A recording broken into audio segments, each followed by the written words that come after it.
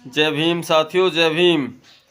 और साथियों, आज जो हम बात करने वाले हैं, जैसे कि बहन जी ने पश्चिम उत्तर प्रदेश में रैली के दौरान कहा कि अगर हमारी सत्ता आई तो हम अगर हमारी सत्ता केंद्र में आती है तो हम यानी पश्चिम उत्तर प्रदेश को अलग स्टेट बनाएंगे।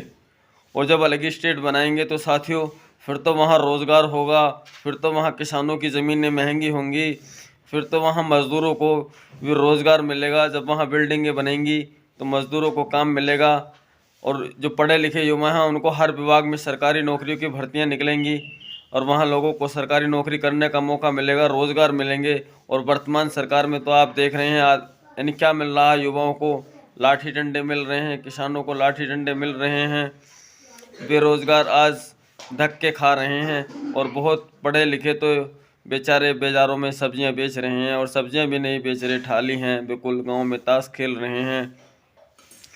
तो साथियों, अब वक्त आ गया है हमें सरकार बदलने का। तो उसी पर मैं ये कुछ लाइनें सुना रहा हूँ आपको कि अब वक्त आ गया है अपना,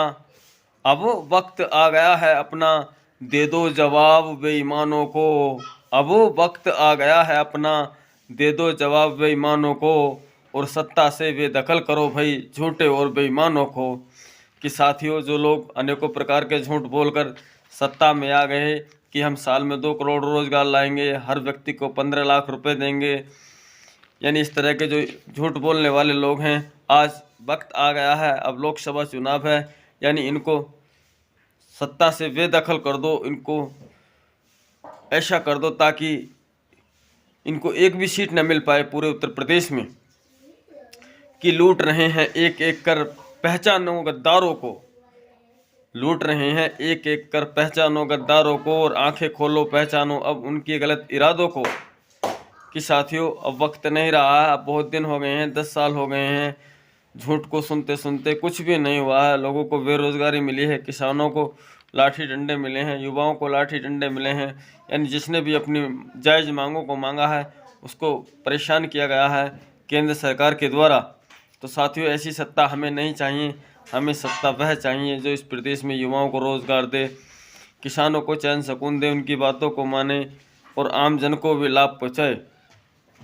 कि लूट रहे हैं एक एक कर, पहचानो गद्दारों को, और आंखें खोलो पहचानो अब उनके गलत इरादों को। यानी कि साथियों, उनके जो गलत इरादे हैं आप तो भाप गए होंगे, अगर नहीं जाने हैं तो जान लें कि उन्होंने आखिर इस देश को क्या दिया है। जब से 10 साल हुए हैं, 10 साल में उन्होंने इस देश को कुछ भी नहीं दिया, बेरोजगारी के सिवाय और महंगाई के सिवाय और लाठी डंडों के सिवाय।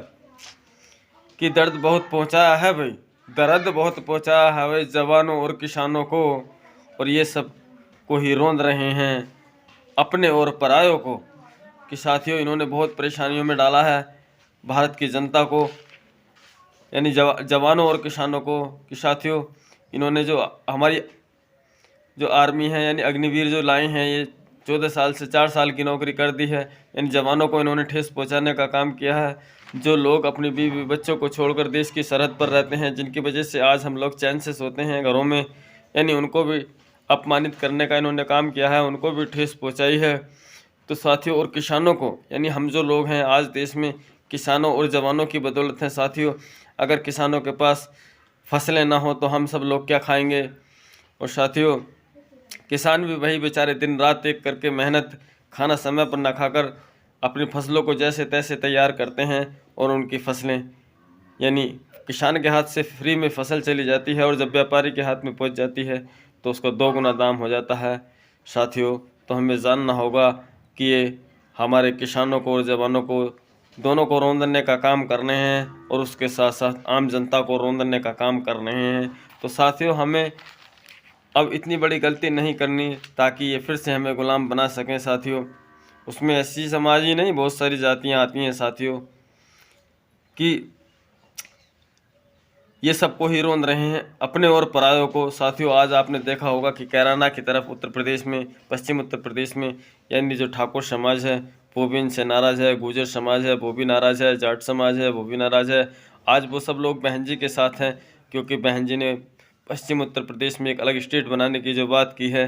अब समझदार लोग जान रहे हैं कि पेट मंदिर से नहीं भरेगा, पेट छोटे वादों से नहीं भरेगा। हमें रोज़गार चाहिए, हमें तरक्की चाहिए, हमें अपनी ज़मीनों के उचित दाम चाहिए, फसलों के उचित दाम चाहिए। और बहन जी ने उनको बताया कि जब हमारी 4 बार की सरकार रही उत्तर प्रदेश में, तो हमने कभी किसान को परेशान करने का काम नहीं किया।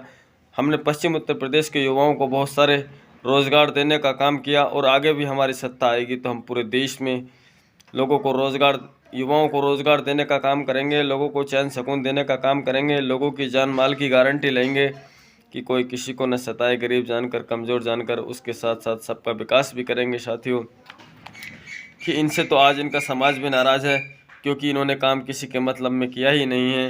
इन्होंने हमेशा, यानी इन 10 सालों में लोगों को गरीब बनाने का काम किया है, भिखारी बनाने का काम किया है, केवल झूठे वादे कर कर, झूठे लॉलीपॉप देकर।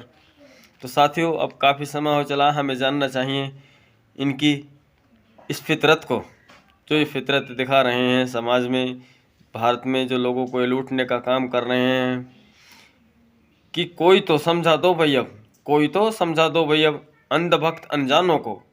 यानी जो अंधभक्त हैं, अभी भी अंधभक्ति में डूबे हैं, जिनको ये पता ही नहीं कि बिना रोज़गार के हमारा देश क्या खाएगा, हमारे देश की जनता कैसे अपने बच्चों को पालेगी, कैसे उन्हें पढ़ाएगी लिखाएगी, कैसे कहाँ से कपड़े बनाएगी। अगर रोज़गार ही नहीं होगा तो फिर कैसे होगा, किसानों को परेशानी पहुंचाई जाएगी तो फिर कैसे होगा।